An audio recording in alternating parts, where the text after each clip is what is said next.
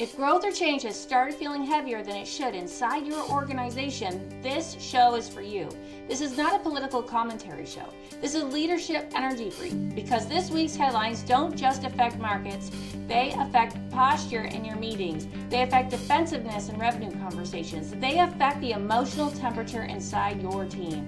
And when external pressure rises, leaders often widen their strategy instead of clarifying it. They say yes more quickly, they hedge, they defend, they overcompensate, and slowly legacy drifts. Today we're not reacting to headlines, we're using them to diagnose whether fear might be driving decisions inside your organization. If growth feels heavy, we're going to make it lighter. Let's begin! If growth or change has started feeling heavier than it should inside your organization, this episode is for you.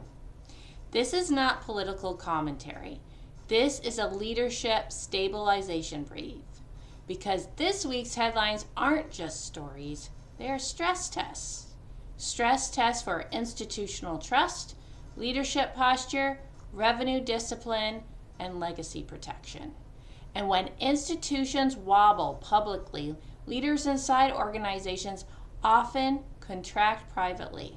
Defensiveness rises, decision speed slows, fear widens strategy. Today, we use this week's headlines to ask one question. Are you building legacy or reacting to pressure? Let's get to work.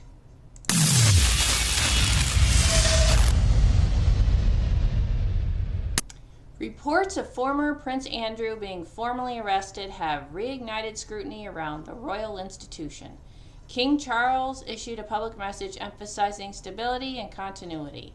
This is not gossip, this is institutional stress. Here's the leadership lesson. When legacy is threatened, posture matters more than words. King Charles did not escalate emotionally. He did not deflect publicly. He signaled continuity. Stability. When crisis hits, leaders have two options. Protect ego or protect institution. Fear protects ego. Legacy protects institution. Inside organizations, when someone associated with leadership becomes a liability, rooms go defensive. Whispers begin. Meetings tighten. Revenue conversations feel heavier. The executive move: separate the individual from the institution. Ask, what protects our legacy long term, even if it's uncomfortable short term? Legacy decisions are rarely easy, but they reduce future weight. A descendant of the Reese's founder publicly criticized Hershey's over product quality. This is not about chocolate. It's about dilution. When growth stretches quality control, trust wobbles. And when trust wobbles, defensiveness rises. In organizations, this shows up as overexpansion, compromised standards, revenue chasing, and lowered internal discipline. If your growth feels heavy, asks, have we diluted something sacred? Legacy protects quality. Scarcity compromises it. Executive move. Define what in your organization cannot change, no matter growth. That clarity reduces heaviness instantly. Global instability and rising commodity prices are signaling uncertainty again. Here's what that does inside companies. Scarcity mindset. And scarcity mindset does one thing. It widens the revenue funnel.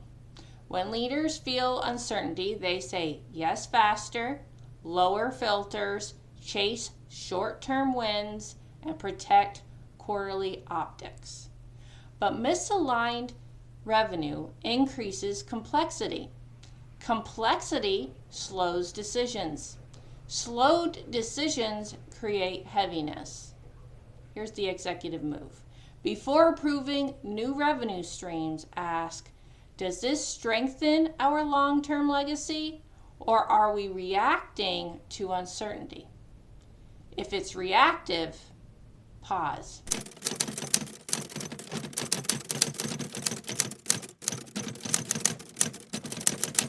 Let's look at our story. February 19th, 1942, Executive Order 9066 was signed, leading to Japanese-American internment.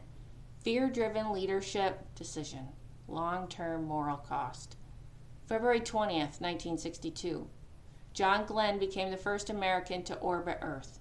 Focused, disciplined, mission-driven execution. On February 21st, 1965, Malcolm X was assassinated. Institutional tension under ideological pressure. On February 22nd, George Washington's birthday. A leader remembered for restraint, discipline, and voluntarily relinquishing power. What do these moments teach us? Leadership under fear produces contraction and regret.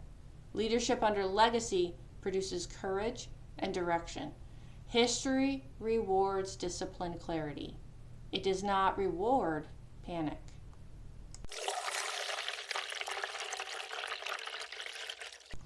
When fear enters a room, posture changes. Shoulders tighten, arms cross, language sharpens. That's contraction. Legacy clarity restores posture. When leaders reconnect to what they're building beyond themselves, rooms expand. Breathing slows, voices stabilize, decision, courage returns. If your meetings feel defensive lately, it's not personality, it's pressure without legacy filter. What can you do this week? Run a 20-minute legacy discipline session. Ask your leadership team, 1, what are we building that outlasts this quarter? 2, what current revenue compromises that? 3, what are we afraid to say no to? And 4, what initiative stops this week? Heaviness comes from too many yeses. Energy returns through disciplined no. This week's headlines show us something consistent. Institutions survive when legacy is protected. Organizations fracture when fear drives decisions. If growth feels heavy, it's not effort. It's not ambition. It's not talent. It's clarity. When growth and change feel heavy, realign to legacy. Say no. Simplify. Move forward with confidence. That's how leaders stabilize momentum. That's how organizations evolve. Together. If growth or change has started feeling heavier than it should inside your organization, that's not a capacity problem. It's usually a clarity problem.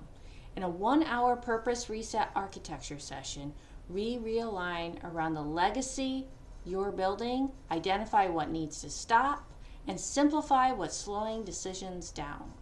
If your revenue conversations feel defensive or your priorities feel blurred, that session is designed for leaders like you. The link is below. Let's make growth lighter.